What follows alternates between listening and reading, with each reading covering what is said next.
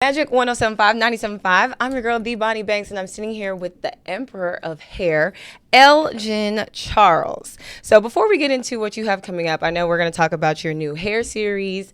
We have to talk about hair fashion because I don't think that people understand that your hair is such a statement piece of your personality or just showcasing who you are. Like, I really love barrettes, so I'm always going to wear a barrette, and I wore my barrette specifically today because I was going to be talking to the Emperor of Hair. So what is one of your signature styles that, people were like, they took it and ran with it, and now it's fashionable? Well, the ponytail, half up, half down. I did that way back in the 80s, and it never goes out of style. Oh, it never does. Every time you turn around, someone's, they trying to wear it again. Beyonce is real famous for doing that look. Who else?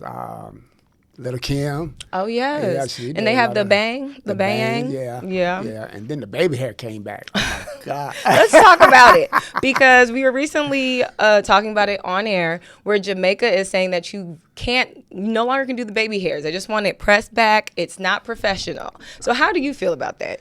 Well, I think for a certain culture of people, like certain hip hop group, it's very fashionable and something that you do. Yeah. I don't like it when the children feel you don't have any edges if you don't have any baby hair. You see what I'm saying? They're like, where's your edges? Because they look at it differently. Right. But I like baby hair. I like the way they do it. You can overdo it, of course, but I like it. It's fashionable. Yeah, I think it's definitely a statement piece. Yeah. That's what I'll say. When do you think that you're too old for baby hair? Or can you ever be too old for baby hair? Well, it's how you do it. Okay. Lori Harvey. Yes. She's been doing baby hair forever, and it looks good on her. It goes with her look. It kind of fills in her hairline. Right. But if you're getting into your 40s and 50s and all that stuff, then it looks a little ridiculous, I think.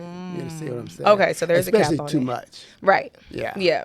But if you're just doing it just to soften a little bit, like right here where you have colics and stuff, just to get it, soften it up, and I don't keep it mind. light. But if you're doing all that. The little swirls, like I love a yeah. swirl though. But you're young and beautiful. Yeah, It works I for don't know. you. I might keep a swirl even when I'm like 80. You might do one of them little baby swirls right here. I feel like that'd be cute. I don't think so. I think you're going to grow out of it. Okay, I get it. Now let's talk about your new series that is going to be featured, or you have partnered with Blacktivity, That's correct? right. So they're a Black streaming network.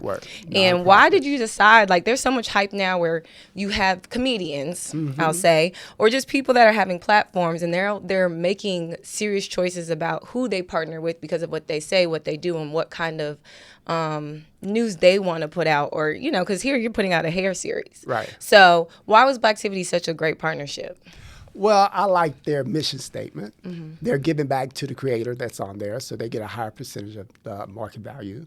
I like the fact that it's more like a ministry. Since it's nonprofit, we're going to be out there helping the homeless, helping the shut in, and we're trying to give back, more of a foundational kind of thing, philanthropic kind of thing.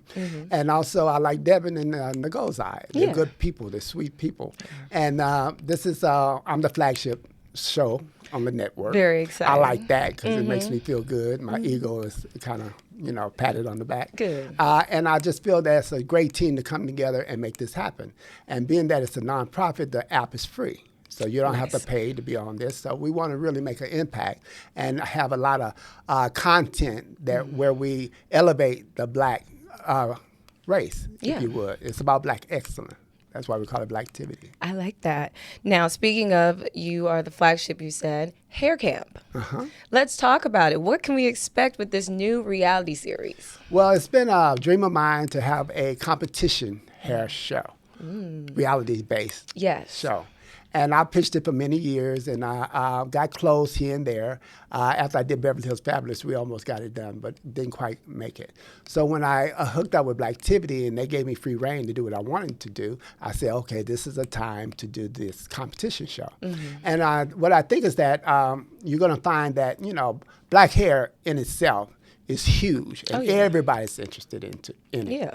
And I'm looking forward to all the people that are in the hair that really loves hair like I did. I do.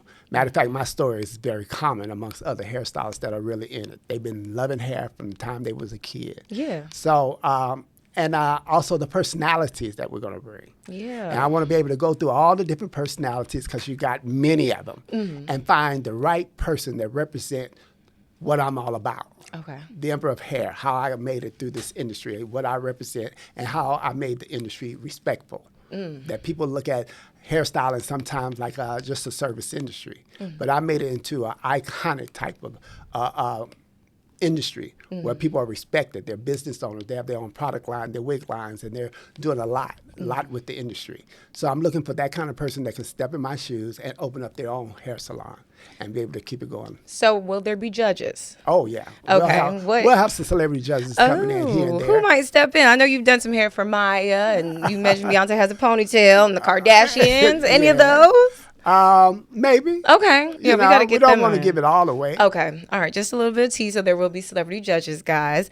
I'm excited. I love anything that has to do with hair and then bringing in fashion and art. So with the competition, what are the contestants going to get out of it at the end, whether they win or lose? Well, notoriety, Okay. because they'll be on television.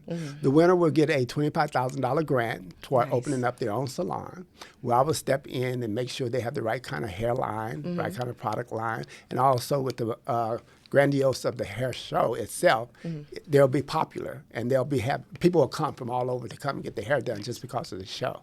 So it's a nice model to have to make sure that the salon will be successful. But it's very important that the person that wins knows how to keep it going. Yeah. Because you don't want to be, high 1 minute and low the next. We want it to be ongoing and stand for years, like I've been in Beverly Hills for 40 years. And so that's a long-standing reputation. So we want to find someone that can do that and then continue to do this hair camp thing every year. Are there certain credentials that they will have to have, whether they've gone to school or not? Well, yeah. Okay. If you're going to be a salon owner, you're going to have credentials. Good. So I would like for them to have license. Okay. That would be great. Licensed hairstylist, y'all. Not homegirl next to you in her apartment braiding your hair. Okay. Not the next YouTube special. Right. No, not that one. Not that one. Okay. Let's also kind of pivot here. I've been seeing, these artists and celebrities, they change their hair like left and right. And now you have this red wig, and now you have orange hair, now you have pink hair. Is there such thing as fast fashion in the hair industry? Of course. That's what it's all about. Nowadays, hair is like changing your earrings. Yeah, they change them like they change underwear. I'm like, I can't keep up. I mean, Cardi B had on, when she was on trial, she had a blonde wig, she had a did. red wig, she had like short, long, all over the place. And she don't mind talking about it. Before, it used to be taboo. You didn't want to tell anybody I got a wig on. Nowadays, they don't care. Especially the color ones. Yeah. So how do you feel about the lace trend? Because I feel like that was only theater for real, but now people wear it like an everyday style. Right. Well, because it looks natural. Okay. You can't clock it if you're really good at it. Yeah, good. I think it's great because you can change your style. You can come with long hair, short hair. It looks beautiful. It really enhances the woman, makes her look beautiful and everything. But the main thing, one of the concerns I have is just the abuse of the adhesives that you put on there. Yeah. Some of them, they just snatch it off and then they put it back on, and next thing you know, it's getting raw around the hairline, and then you have an alopecia and all that stuff. So you can overdo it. Yeah. Too much of anything could be harmful. Of course. So that's one of the things I'm concerned about, because I'm a hair care man. Right. I'm all about longevity. So it's okay to do it. Now we got I never really glued them on. I always had the kind that was like, non-glue. Just put it on tight. Oh, that you have to be real skilled to get that, because it's got a flesh. Well, yeah, but if you have it tight enough and all that, you can. And then I don't mind the got to be glue and stuff. Little stuff. But some women need the real deal because they want to last a long time, and they want to. It's like them. It become an appendage. So if that's the case, you have to really lay down that glue and make it last and stuff. All right. What can the hair industry do without? Like, we just need to stop doing this, throw it away, no more of it. Well, we already did that with the Jheri curl. Oh, not y'all to wear the Jheri curl. And that, my friends, Elgin Charles, thank you for joining me, the Emperor of Hair. Tell them where they can follow you at, what can they expect from you, and talk about, again, when hair camp comes out and how they can look forward to it. Well, we're going to start filming in January, so it should be out in 2026. You can follow me on Instagram at Elgin Charles, and also Facebook, Elgin Charles. Twitter is EC Beverly Hills, but you can put in Elgin Charles, you'll still find me. And I just expect for this show to really have some, some momentum. Yeah. And I expect for it to really go out there and get a lot of people that are interested or love hair to come in and tune in to this wonderful show. Nice. All right. Well, thank you. You guys make sure you tune in. It's on Blacktivity Hair Camp coming in 2026. I'm your girl, D. Bonnie Banks. It's Magic 107.5, 97.5.